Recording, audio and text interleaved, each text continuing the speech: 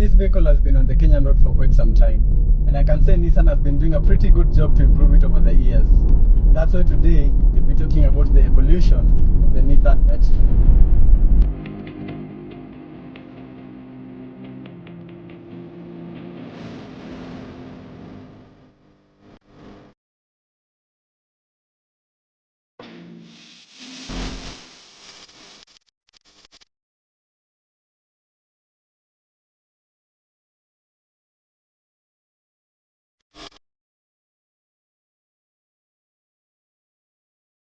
Hello there guys, welcome back to the channel. It's your boy Ace and this is Ace Overdrive.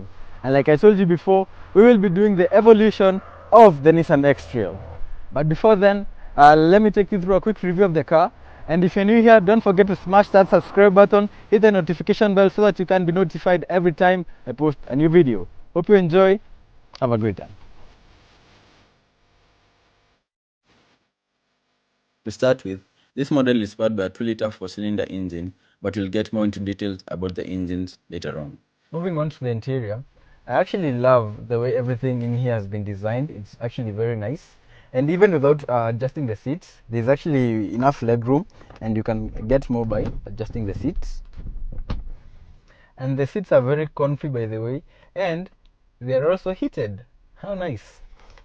Again, on this side you have a very nice armrest over here, and also another one. You can see my hand was already resting on it the whole time.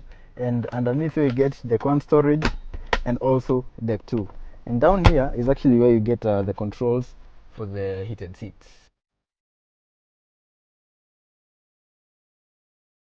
Again, unlike most cars, the speedometer is actually placed at the center, unlike others where it's directly in front of the driver. And I can say that also gives it a very unique look by itself. Then following up, we have the vents for the AC. Very nice screen over there. Here are the controls for the climate zone. You get a little bit of space over here. Yeah, and there's a little bit more under the handbrake. And here we also have a nice fancy little mirror. At the back, the seats are very nice and very comfy. You can actually see how much headspace I have, and there's plenty much leg room. And underneath the driver and the passenger seat, there's actually more space so you can stretch your legs. So space is quite a lot in here. Moreover, we have a very nice armrest here and more storage in the driver and the passenger seats.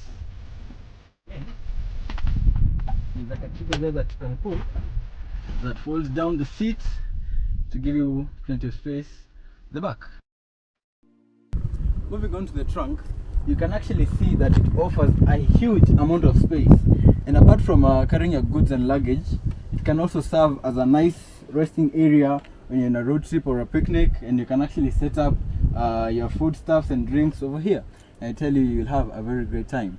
Trust me, back in my day, I spent some very good time here. And here you can lock how far back you want the rear seats to recline. Moreover, over here you get a little bit of storage space, and there is a wheel jack on the other side, and underneath there is a full size spare wheel like savers in your first aid kit.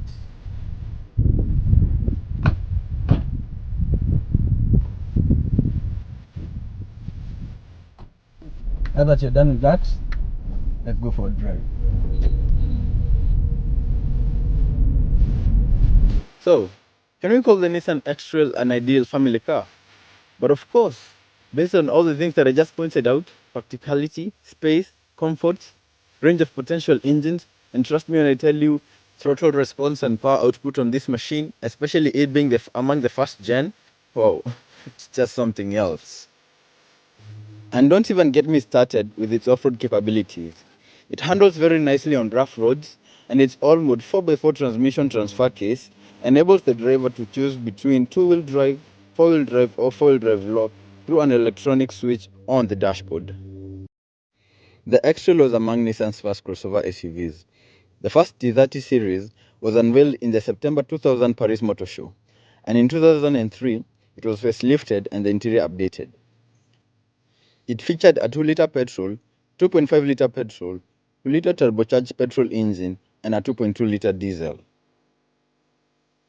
The transmission was either 4-speed automatic, 5-speed manual, or a 6-speed manual. In March 2007, the second generation X Trail debuted in the Geneva Motor Show, and it was based on the Nissan C platform. The whole interior and exterior had been redesigned, and it was not sold in the States or Canada, but instead replaced by the Nissan Rogue. Engines used were a 2-liter and a 2.5-liter petrol and a 2.0-liter diesel. The turbocharged engine was not offered in the second generation due to the 2005 vehicle emission control. It also came with a 6-speed auto/manual transmission. A facelift was then done in 2010 that featured a relatively larger Nissan logo. In 2013, the T31 had a major facelift, and that was when the third generation, the T32 X Trail, was unveiled.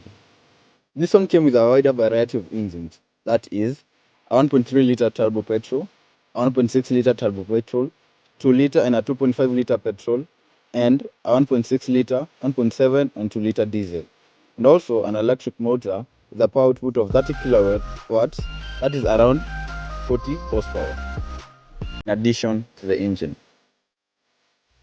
The transmission was a 6-speed manual CVT and a 7-speed auto DCT. Refined interior, very comfortable seats, carbon fiber, interior wise. And finally, in 2021, the fourth generation X Trail, codenamed T33, was unveiled on the 19th of April 2021 at the Auto Shanghai in China. So far, it features a 1.5-liter petrol and a 2.5-liter petrol for the North American market, where it's selling as the Nissan Rogue, and has an Xtronic CVT transmission. With all that being said, it's clear that Nissan are doing a very good job in improving their vehicles for the daily driver and making all the generations unique in their own way.